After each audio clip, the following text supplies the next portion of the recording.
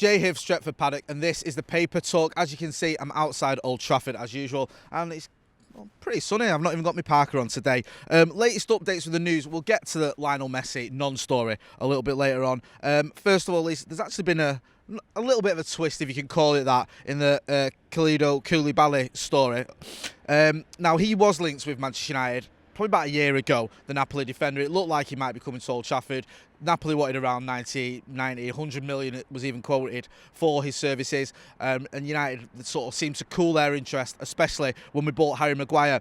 However, the Napoli president, Aurelio De Laurentiis, if I get that right, De Laurentiis, I'm not sure how you pronounce his name. Anyway, he said that there's only 3 clubs, Manchester United, Manchester City and PSG, who could sign him. And he sort of said, when he was asked about Koulibaly's future, you don't have to ask me if Koulibaly will play for Napoli again. You have to ask Manchester United, Manchester City or PSG. They are the teams who can afford to pay certain amounts today. So he's sort of saying that we're one of the only 3 clubs that could afford to buy the centre back. But as I said earlier, I don't see that deal happening. Maybe a year ago we were interested in him if we couldn't get Harry Maguire, but since then the interest has cooled. So I think the Napoli president's just stating who can afford him and maybe sort of sending out a bit of a message to one of those 2 clubs if they're interested in him. We know that Manchester City have been scouting him, but I think Manchester United are looking elsewhere.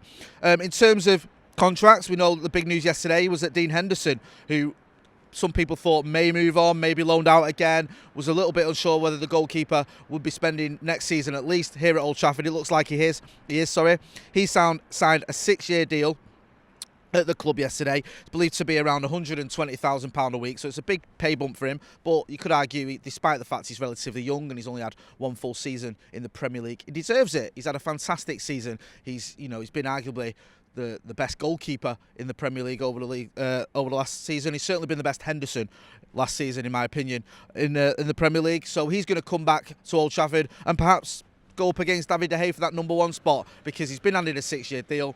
Obviously a big pay bump as well, so it doesn't look set in stone that David De Gea will be the #1 next season. It could be sort of those 2 vying for that #1 spot. David De Gea, of course, has had his problems, not had a great season, been a little bit inconsistent. Dean Henderson, obviously not at Manchester United, at Sheffield United, which is a different animal, has had a very good season. So it'll be interesting to see how Ole Gunnar Solskjaer handles that one. Will he bring Henderson is #1? Will he bring him in for the cup competitions? Where does this leave Sergio Romero, of course, who's been arguably the best number 2 reserve keeper in the Premier League for the past sort of 4 or 5 years, or however long it's been. So we'll have to see how that one develops, and it's something that Ole Gunnar Solskjaer is going to have to look at. Now, one player that Ole has been linked with, or United have been linked with, is Jack Grealish. And according to, I think this is the Daily Mail, so you may want to take it with a bit of a pinch of salt, Manchester United are still in contact with Aston Villa over Jack Grealish. Of a £75 million move there could still be on the cards. They've not given up on him. We were sort of heavily linked with him earlier in the summer, but all attention turned to Jadon Sancho. It was all about Jadon Sancho and whether we were going to get Jadon Sancho. And Jack Grealish sort of, I wouldn't say slips under the radar a little bit, but there didn't seem to be a lot of sort of speculation or much happening in that direction. It was just a case of we were interested in Jack Grealish, we wanted him, but all eyes were on Jadon Sancho. The Jadon Sancho story seems to have cooled a little bit. We know we've reached a little bit of an impasse where they want 120 million. We're not willing to pay that, at least not all up front. But in terms of Jack Grealish, latest reports are that we're still interested in him. That deal hasn't gone yet. It's not been done yet. That deal isn't over. We are still interested in him. So we'll have to wait and see if that develops. If we don't get Jadon Sancho, or if we do get him and we start looking at other business, Jack Grealish could be the next move that we make. Now, the big news is that Manchester United have actually made a bid for someone.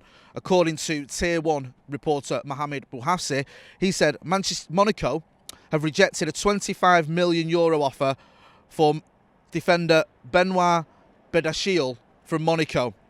And a source close to Monaco says, unless they make a Marshall-like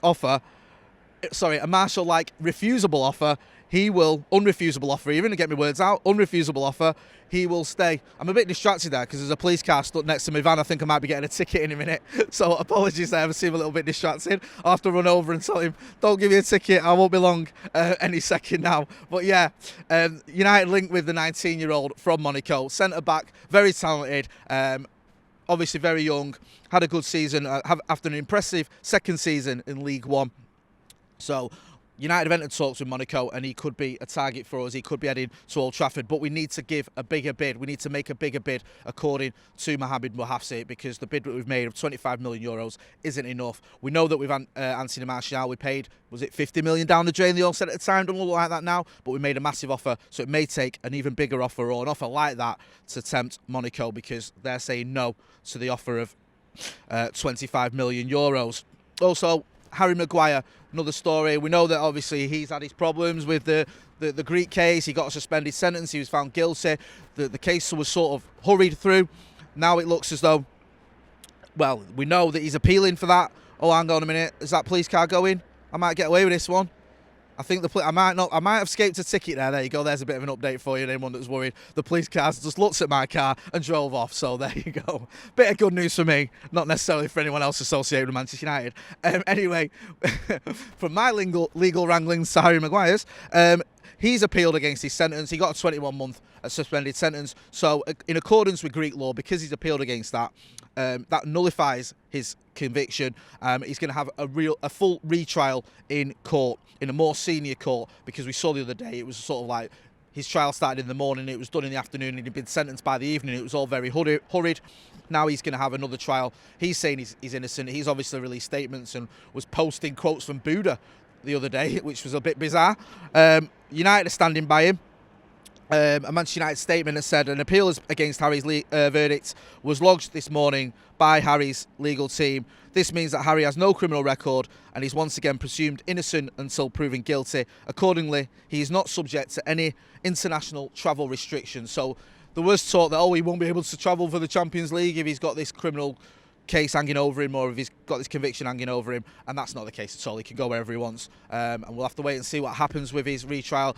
The sort of noises coming out from his friends and his family that were there, and himself as well, is that this has been a bit of a stitch up, and he still considers himself innocent, and will fight all these charges. So we'll wish him well there, and hopefully he can get that quashed and we can all move on.